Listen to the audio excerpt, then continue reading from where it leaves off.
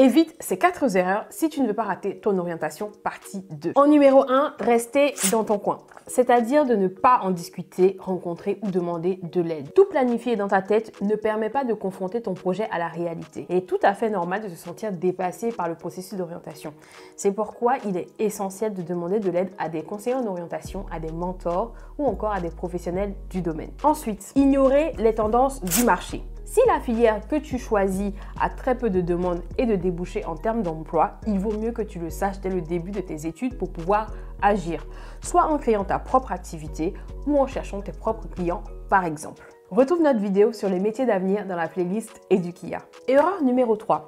Commencer des études sans savoir à quel métier tu te destines. Imagine que tu montes en voiture sans savoir où tu vas. Quelle direction vas-tu indiquer à ton GPS ? Aimerais-tu errer sur la route, gaspiller du carburant, tourner en rond ou prendre n'importe quelle avenue en espérant que cela va te mener vers la bonne destination? C'est un peu ce qui se passe quand tu choisis le programme d'une école sans avoir une idée de là où cela te mènera. Il est nécessaire d'avoir une idée, même approximative, de ce vers quoi ces études vont te conduire et de jauger si cela t'intéresse vraiment. Ce ne sont pas les études qui doivent déterminer ton futur métier, mais ton métier idéal qui influencera ton choix de formation. Et enfin, vouloir faire comme les autres.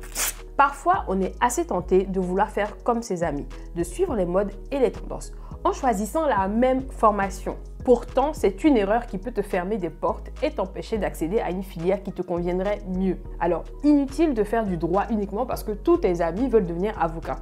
Essaie aussi de prendre du recul par rapport aux stéréotypes, comme par exemple, les terminales scientifiques sont des médecins et les littéraires deviendront tous professeurs de langue. Fais tes propres choix en connaissance de cause. Voici quelques faux pas qui peuvent saboter ton orientation. Et bien sûr, si je t'en parle, c'est que je souhaite de tout cœur que tu choisisses la voie qui te correspond. Que penses-tu de ces points? Dis-le-moi en commentaire. Je suis Ina, ton guide professionnel. Je te partage des clés pour préparer ta réussite scolaire et pro. Alors abonne-toi à la chaîne pour plus d'astuces.